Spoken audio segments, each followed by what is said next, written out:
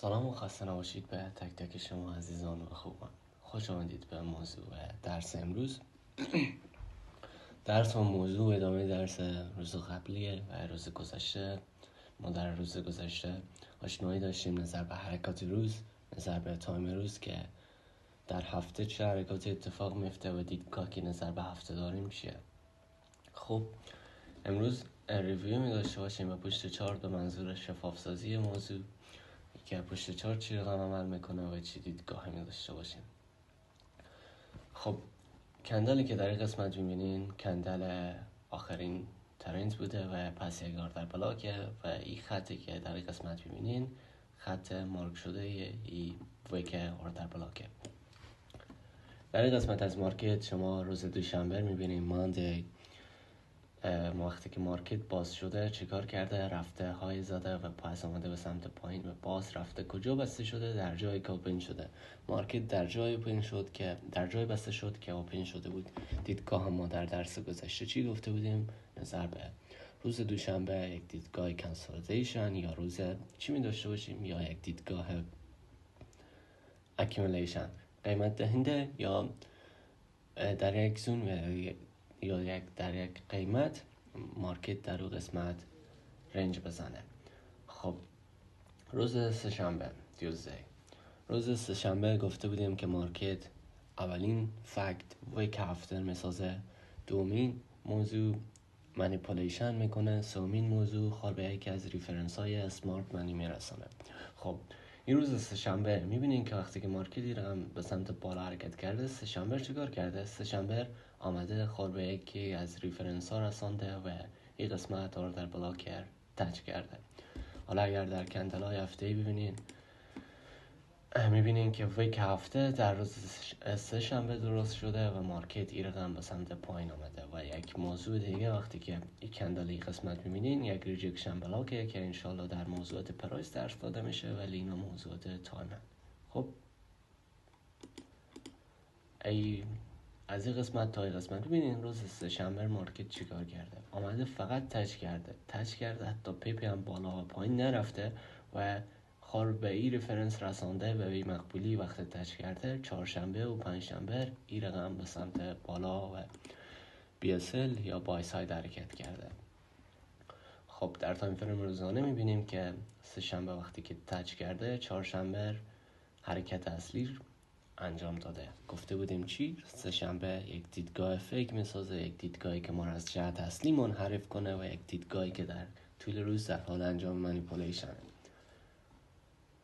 ترند وقتی که بولیش بوده سه‌شنبه بریش آمده و وقتی که بریش آمده خال به اولین ریفرنسی که این قسمت بوده نه یک پیپ بالا و نه یک پیپ پایین رسانده. دومین موضوع ویک هفتر تشکیل داده. سومین موضوع خال به آردر بلاکی که در این قسمت رسانده و چهارشنبه وقتی که اوپن شده ممکن بوده سه‌شنبه در تایم فریم پایینی قسمت یک ریفرنس در ویک درست کرده باشه که این موضوعاتی که در درس‌های آینده می‌خوانیم که چی رقم نظر به ویک روز انتری بگیریم و نظر به ویک روز تصمیم بگیریم. خب این قسمت وقتی که ویک درست کرده چهارشنبه این قسمت آمده خب به یکی از ریفرنس های ویک سه‌شنبه رسانده و حرکت اصلی ادامه داده. همچنان روز پنجشنبه دیدگاه ما چی بود که ادامه دهنده جهت روز چهارشنبه باشه.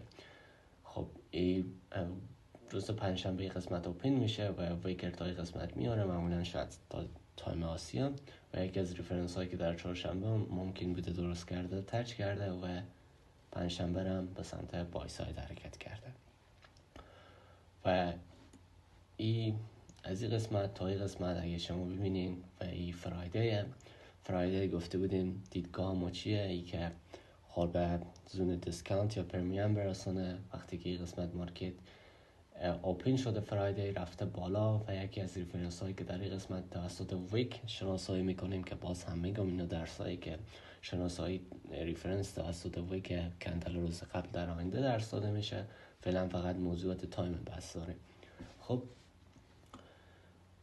این قسمت تچ کرده و فرایده آمده به کجا بسته کرده؟ به 50%. ببینین وقتی که 50% تچ کرده مارکت دیگه این قسمت خور بسته کرده. پس دیدگاه ما سناریو ما تکمیل شد.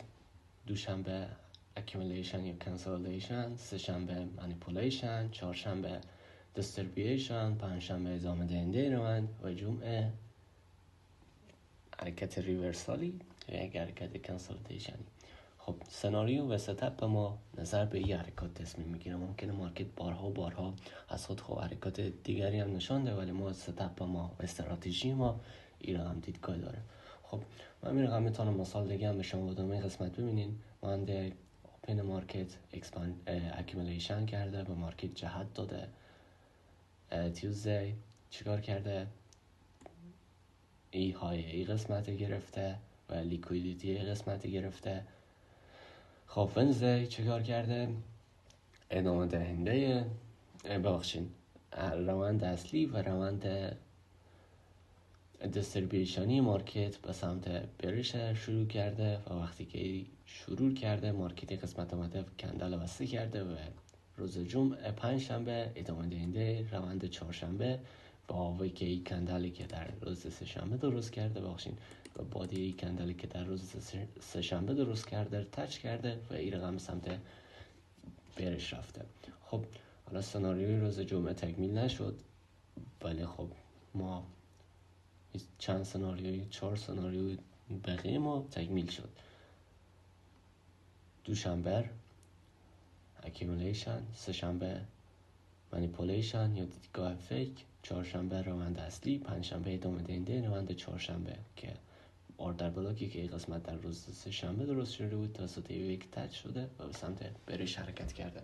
خب این بود از درس دیدگاه روزانه در لیبایس پشت چارت که حالا در تایم فریم های 1 ساعته اینا هم حتما تست می داشته باشیم و فقط همی که آشنا شده باشیم نظر به حرکات روز بسته.